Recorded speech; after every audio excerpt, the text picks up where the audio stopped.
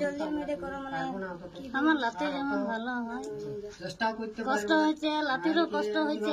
বলছো তো আমাদের দেখতেও তো কষ্ট, মাথাটা কি অবস্থা দেখি একবার পিছনের দিকটা দেখান তো।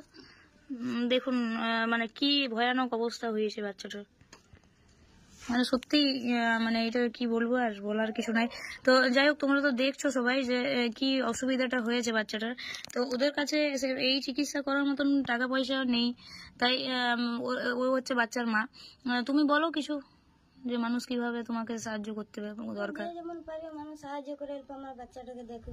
আমরা তো গরিব মানুষ, দিতে তো পারবো না, এত টাকা জোগাড় কোথায়, দিন আনা দিন খাওয়া মানুষ, আমরা পারবো না, তোমরা টুকু হেল্প করো। ঠিক আছে, তো আপনাদের যার যতটুকু সামর্থ্য হবে, 2 টাকা 5 টাকাটা বড় কথা নয়, আপনারা যে যতটুকু পারবেন কাইন্ডলি একটু পাশে দাঁড়ান। কারণ একটা বাচ্চার জীবন আপনার 5 টাকাতেও হয়তো 5 টাকা হেল্পের জন্যও একটা বাচ্চার জীবন ফিরে পেতে পারে। তাই চেষ্টা করো। দেখুন, আমরা সমাজবদ্ধ জীব হিসাবে আমাদের প্রত্যেকের দায়িত্ব সমাজের মানুষের পাশে থাকা।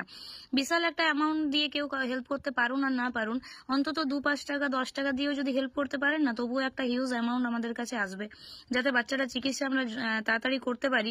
সেই দিকটা একটু প্লিজ খেয়াল রেখে সবাই সাহায্যের হাত বাড়িয়ে দিলে বাচ্চার মা থেকে আরম্ভ করে, ও বাচ্চাটা আপাতত ওর মা বাড়িতে আছে, ও দাদু ঠাকুমার এটুকু সামর্থ্য নেই যে ওরা দেখাতে পারবে, স্বাভাবিক সম্ভবও নয়। আর কারোর যদি কোনো ভালো ডক্টর সাজেশন থাকে তাহলে